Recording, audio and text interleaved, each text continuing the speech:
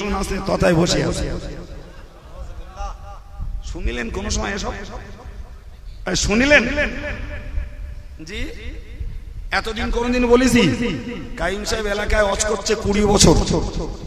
20 বছরের মধ্যে কথাগুলো কোনদিন বলেছি? আজকের বলাচ্ছে কারা? কারা বলাচ্ছে? মুখ সামলে কথা বলবেন, কালে যেন কাইম সাহেবের নামে টু শব্দ না হয়। কাইম সাহেবের নামে যেন টু শব্দটা না হয়। জি, কিতাবটা দাদা হুজুরের অনুমোদন করা আর বশির হুজুরের লেখা।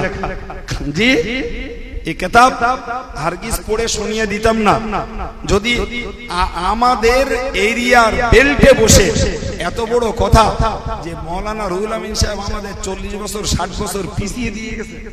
ক বছর পিছিয়েছে না কি করেছে একটু ভালো করে শুন। বাপের জন্মে বই কোনদিন পড়িসনি। জি ভাই,